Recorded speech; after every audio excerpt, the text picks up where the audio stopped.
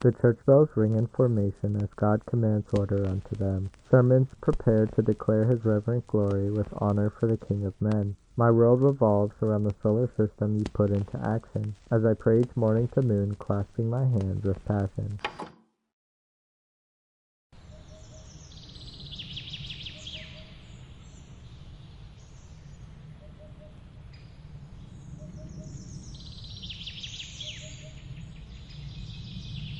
Why is there such a desire for humanity to romanticize suffering? Is it that suffering is a taboo when related to societal declarations, causing us to feel an urge for rebellion? Perhaps humans are drawn to sorrow, but because we cannot act on it towards others, we then inflict it unto ourselves? Maybe the sheer potency of such an experience, the light of enlightenment gained by happiness, gives us a stronger high in contrast. The depth of such pain draws humans near. It's as if suffering is not the void of happiness, but rather, it's the power of experience. The phenomenological truth of human ontology rests within the domain of sorrow. We are born to endure suffering and content when it finally arrives, not because the fire burns the skin in a relaxing way, but because the scars of the burns are ostentatious. Better yet, what happiness is there without sorrow? Do they not evoke the richness of each other, just as cold reminds us of warm's embrace? For now, depression appears to be a fad in American youth, but is it really a fad of contemporary uniqueness, or is it just yet another mask of the human innateness to feel such sorrow? You hold me closely through times of desperation, covering my eyes from all nations who work towards your defamation. They will be brought to justice through the laws of old, the very ones you instilled to one day save soul after soul. My view has been cleared as signs remind me that God is dead. My heart now seared, knowing all is false, including the Godhead. You're dead, or maybe you were never alive. I am dead, but I no longer deserve to die. Holy restraints that once kept me human, now broken in pieces, as I desire to consume grim.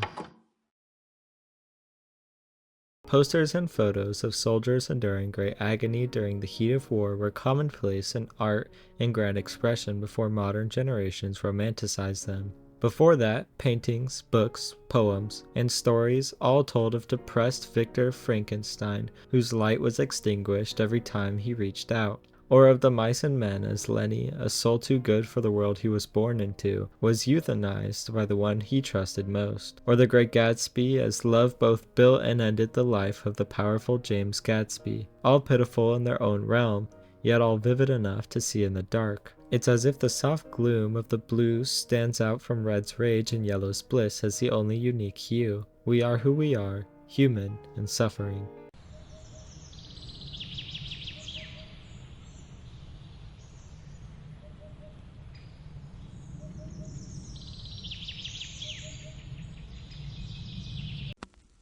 I once saw the wind as your love keeping the world spinning, now replaced with the sun's uneven temperatures favoring he who faces him while freezing the rest. I once saw rainbows as a promise of the flood's only momentary winning, now replaced as I drown in the sea of loneliness, never breathing through life but my chest.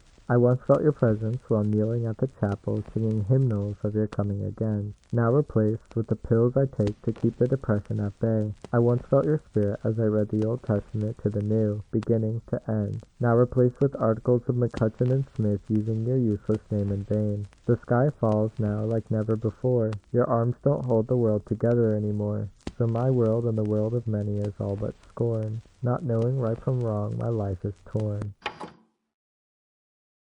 There are consequences when inflicting self-sorrows. The desire to accomplish such a feeling as sorrow then removes the actuality of the meaning truly sought after. This removes the entire use of the feeling from the beginning. For instance, if I were wanting to take a hard test, such as the SATs, because I believed that the SATs were correlated with intellect, I gain no further intellect. Me taking the SATs doesn't automatically make me smarter. This is the same logic as desiring meaning through sadness, then self-inflicting sadness. But I ask, where is the meaning in that? Yet I tell you this, if meaning is the true desire when seeking out sorrow, and actually becoming sorrowful because you want meaning doesn't work, then why does it work? Time and time again, Humans forge such meaning. They see a painting such as Steinsick and create meaning from its sadness. The meaning isn't real, it's generated, fabricated in the heat of the moment, brought about from paint on a canvas, yet real tears fall just by looking at it. How? If such sorrow and meaning is contingent to the human, then is it not all projection? Projection being the understanding of something that requires the human mind to exist. It is simply projected by the brain, but not real beyond that. Of course, pain can be affiliated with the very real sensation of the brain's response to nerve damage, but does the negativity associated with such exist, or is that just projection?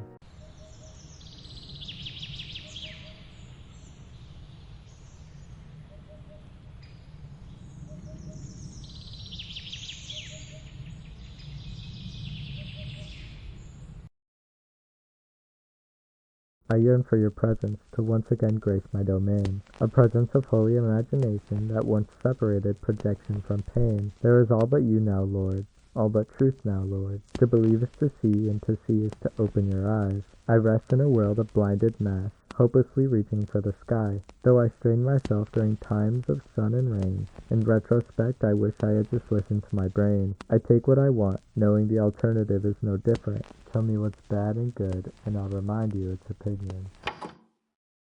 Projection doesn't mean fake. It means true within the given framework of mankind. But mankind doesn't create reality, and because of this, if something is reliant on them to exist, they are only real to mankind, but fraud once that domain is left. A rock experiences reality as its perception is not perverted in any formation, yet it does not know pain. A rock knows nothing, and thus cannot be expressed as truth, but I tell you that the very foundation of knowing changes truth entirely. To know is to interpret, and reality isn't based on versions of understanding. This is exactly why the rock experiences reality, whereas we sit in a man-made island, looking into the ocean of reality, never able to swim in it. We see a tree. We call it a tree, giving it a name. We place it into categories of living things. We dismember its parts and create houses or paper or syrup, all distinct but coming from a tree nonetheless. Without our classifications of the tree, what would it be? It would be what it is, and that's all it can be.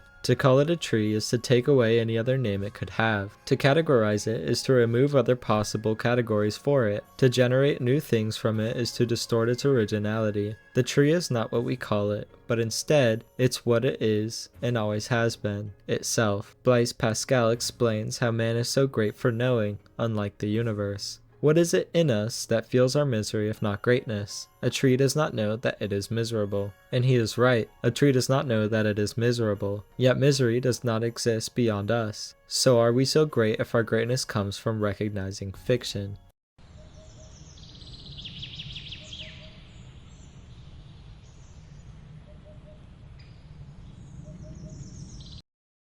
I walked along the sidewalk last night, hoping to find proof that I was wrong. A woman ran towards me, begging for safety. A man behind her, driven by a hunger older than scripture. I watched her clutch my arm as if I were still a vessel of mercy, but her trembling was no different than leaves shivering in the wind's shifting song. The man closed in, wearing only a ripped shirt, his breath thick with purpose, his movements all jerky, and I stepped aside, letting nature take its course. Her screams rose and fell behind me, sound waves shifting as pressure changed against the floorboard. To know the human is to know fiction. We are real, our blood pumps, our voices go long distances, but our minds conceive. Albert Einstein said, "The most incomprehensible thing about the universe is that it is comprehensible." Yet he uses his understanding of epistemology to grasp such comprehensiveness, rather than simply knowing reality for what it is. I do not assert that you need to rely on the empirical, as even that is not a justification for reality when filtered through the mind. Viktor Frankl tells us in his dimensional ontology argument that you can see a shadow of a sphere, a cylinder, and a cone from below, all casting a circle onto a platform. But if you only get to see the shadow, then you know not the reality of the geometrical shape that casts it. All you know is your jaded view. And when the mind is put into the equation, that's all we have. A rock does not interpret, it exists. All to reality is existence, so the rock knows reality. We do not just exist. We comprehend, and what we comprehend is declared by man. All knowledge of man is of man and for man. Blaise Pascal insists, man's greatness comes from knowing he is miserable, but I tell you that man's greatness comes from knowing, and knowing itself is misery.